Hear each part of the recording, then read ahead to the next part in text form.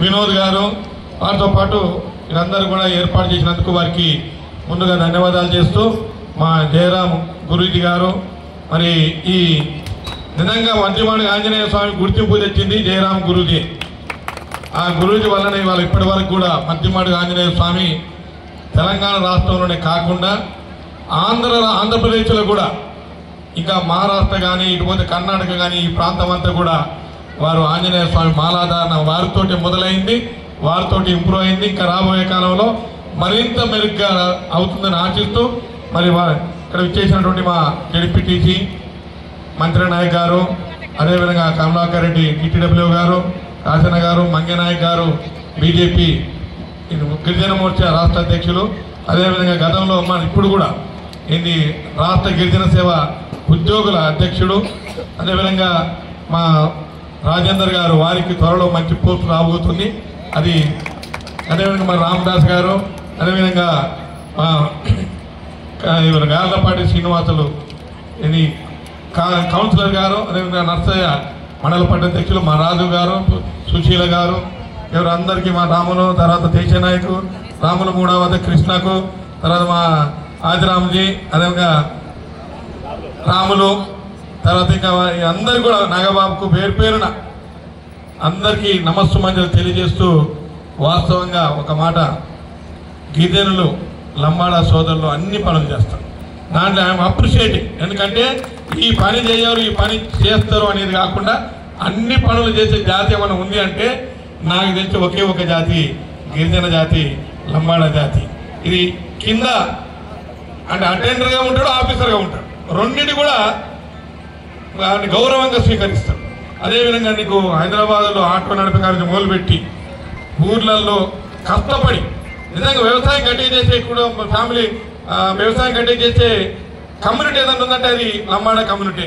Morning 6 పోయి పని చేస్తారు. దీంట్లో 2 ఉన్నాయి, అంతే పని చేస్తారు, అంతే తిండి తింటారు. దేంట్లో తక్కువ పని గట్టిగానే చేస్తారు, తినడం గట్టిగానే ఉండదు, ఎంజాయ్ కూడా గట్టిగానే చేస్తారు, అన్నిట్లో ఆల్రౌండర్. కాబట్టి ఇటువంటి మరి బంజారా జాతికి కాంగ్రెస్ పార్టీకి అనుబంధం ఉంది. మరి మా బుచ్చనాయక్ గారు చెప్పినట్టుగా 1976 కన్నా ముందు దేశ నాయకుడు చెప్పారు డిఎన్టీ. నేను చిన్నగా ఉన్నప్పుడు మా పక్కన డిఎన్టీ హాస్టల్, నేను ఎస్సీ హాస్టల్ ఉన్న పక్కన డిఎన్టీ హాస్టల్, కరెక్ట్ 6 నెలలకు అది ఎస్టీ హాస్టల్ అయింది. అప్పుడు మాకు తెలియదు 1976 అంటే ఈ డిఎన్టీ ఎస్టీ ఎట్లా అయిందో అప్పుడు మాకు సరిగ్గా తెలియదు. కారణం ఏంటంటే ఇందిరాగాంధీ దగ్గరికి ఏ మాట కమాట ఇవాళ రవీంద్ర నాయక్ గారు ఇవాళ వేరే పార్టీలో ఉన్నాడు, ఆయన అప్పుడు మంత్రి ఉండే.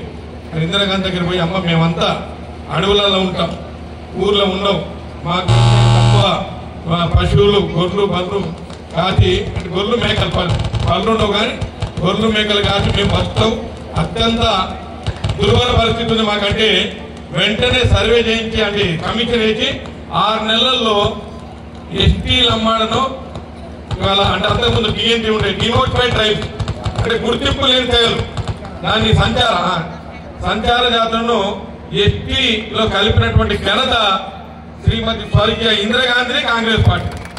మరి ఆ రకంగా కాంగ్రెస్ పార్టీకి అనుబంధం ఉంది. నాకు 50,000 మెజార్టీతో గెలిచిందంటే మీరందరూ కూడా ఓటేయాలనే 50,000 మెజార్టీ వచ్చింది.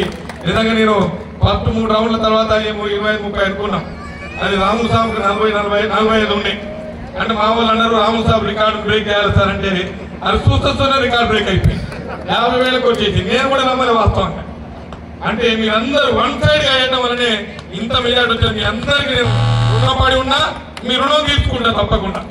అదేవిధంగా ఇక నాకు ఒక లక్షణం ఉంది, పొట్ట మీద కొడితే వీపిన కొడితే కానీ పొట్ట మీద కొట్ట, ఎవరిని ఇబ్బంది పెట్టేది ఉండదు. ఆఫీసర్లు కానీ ఉద్యోగస్తులు కానీ సస్పెండ్ చేయాలని ఎప్పుడు అనుకో, కాకపోతే వార్నింగ్ ఇస్తాం, వార్నింగ్ ఇచ్చగానే ఇట్లా ఉండాలని చెప్పి వార్నింగ్ ఇస్తాం. కానీ అటువంటి ఆలోచన గతంలో ఇప్పుడు లేదు. కాబట్టి మీకు తప్పకుండా మేము వెంట ఉంటాం.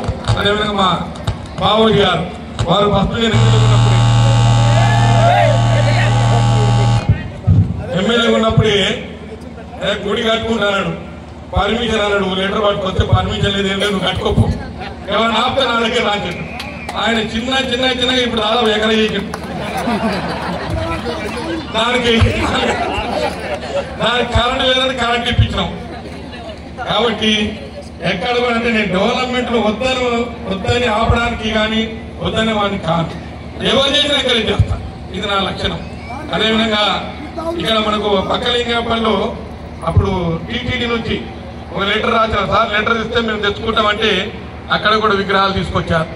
ఎక్కడ వీలుంటే అక్కడ గుళ్ళకు బాణాలకు అక్కడ ఇంకేదో మా దగ్గర ఒకటి 3 గుళ్ళకు ఇప్పుడు మా బాబోజీలంతా వచ్చింది 15 మంది.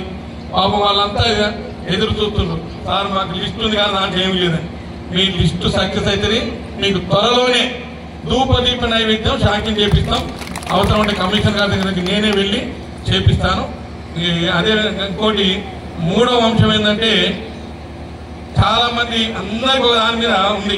మాకు సేవలాలు గుడి ఒకటే ఉండకూడదు. మేరమ్మ మాత ఉపాసకులే సేవల. కాబట్టి 2 గుళ్ళు ఒకటే చోట ఉండాలి. మీకు 1 ఎకరం గవర్నమెంట్ ల్యాండ్ అలాట్ చేస్తాం. 20 లక్షలు నా ఫండ్ నుంచి ఇస్తాం. 20 లక్షలు ఫండ్ నుంచి ఇస్తాం. మీరందరూ కూడా మళ్ళీ మీకు కూడా కొంచెం టైం ఇచ్చి నేనే అవసరం అంటే గట్టిగా వాళ్ళకి ఎక్కువనే రాసి సందాలు వసూలు చేసి దీనికి నిజంగా చెప్పాలంటే 2 కోట్లు అవుతుంది. 2 కోట్లు అయితే ఒక ఫేమస్ గుడి అవుతుంది. మొదలు పెడితే ఏదో గుళ్ళు జనరల్గా టెంపుల్స్ ఎట్లా ఉంటాయంటే మొదలు పెడితే నడుస్తూనే ఉంటుంది. దీని అన్నిటికన్నా ముందు ఇవాళ రాష్ట్ర ముఖ్యమంత్రి గౌరవనీయులు పెద్దలు అచ్చంపేట నివాసి నల్లమల్ల ముందుబిడ్డ, అచ్చంపేట ముందుబిడ్డ రేవంత్ రెడ్డి గారు ఫస్ట్ కోటి అనుకున్నాడు. మళ్ళీ మనోళ్ళు పోయి రామచంద్ర నాయక్ నాకు జూనియర్, రామచంద్ర నాయక్ నాకు 2 years జూనియర్. అదేవిధంగా మురళీ నాయక్ ఏమో 1 year junior. Ramachandra Nayak 3 years junior Osmania medical college. కాబట్టి కోటి అన్న కాడ 2 కోట్లు ఇచ్చారు. అదేవిధంగా ఆప్షన్ హాలిడే ఇచ్చారు. ఆప్షన్ హాలిడే ఇవ్వడం కూడా తనకు గొప్ప విషయం. తర్వాత సేవలాలు టెంపుల్ కూడా గవర్నమెంట్ ఒప్పుకున్నది పెద్ద ఎత్తున కట్టాలని. కాంగ్రెస్ గవర్నమెంట్ ఇంతకుముందు మనలో మాట్లాడేటప్పుడు కాంగ్రెస్ గవర్నమెంట్ కు గిరిజనులకు అత్యంత అవినాభావ దగ్గర సంబంధం ఉంటుంది. ఎక్కువ Congress government SC ST minority మీద ఉండే. ఇప్పుడు బీసీలు కూడా కలుపుకుంటున్నాం. నిన్న మీరు చూసిన కులగారణ ఒకప్పుడు బీసీలంతా కూడా టీడీపీ ఉంటుంది, తర్వాత టీఆర్ఎస్ కొంత ఉండే. లేదు ఇవాళ మొత్తం చేంజెస్ వచ్చినాయి. ఎస్సీ ఎస్టీ బీసీ మైనార్టీ మీదే కాంగ్రెస్ ఎక్కువ ఫోకస్ చేస్తుంది. దాంట్లో మనమందరం కూడా అన్నదమ్ములం. ఎస్సీ ఎస్టీ అంటే అన్నదమ్ములం. ఒక పక్క నుండి చదువుకున్నటువంటి వాళ్ళు, హాస్టల్లో నుండి చదువుకున్న వాళ్ళం. కాబట్టి నా వంతుగా నేను మళ్ళీ మీకు మీరు ఇంతకుముందు చూపిస్తాం. అక్కడ ఇన్ కేసు ఏమైనా 1% ఏమైనా అడ్మిట్ అయితే ఇంకో దగ్గర కూడా చూసాను నేను. అది దానికి మీకు అలాట్ చేస్తాం. మీరు ఏం చేస్తారు, మీరందరూ అక్కడ గట్టిగా నిలబడి స్టార్ట్ చేయండి. 20 లక్షల ముందు నేను ఇస్తా. దాంతో స్టార్ట్ చేసిన తర్వాత మీరు అందరూ కొంచెం మనలు అక్కడక్కడ కొంచెం గట్టిగానే ఉన్నారు. గట్టిగా ఉన్న దగ్గర మొత్తం ముందు తీయడం అంటే చందాలు బలవంతం లేదు. మంగినాయకు కాబట్టి ఉండదు కొంచెం గట్టిగా నేను చూస్తాం. ఎవరెవరి దగ్గరికి ఎవరెవరు గట్టిగా ఉన్నారని కొలతలు పెడతాం. పెట్టి వాళ్ళ దగ్గర తీసుకుంటే చూస్తా ₹1 కోటి అయితే ఒకసారి స్టార్ట్ చేస్తే ఎంత 1 year పడుతుంది, 1.5 years పడుతుంది. కాబట్టి సాధ్యమైనంత వరకు నెక్స్ట్ సేవలాలు జయంతి అక్కడ జరుపుకోవడానికే ప్రయత్నం చేద్దాం.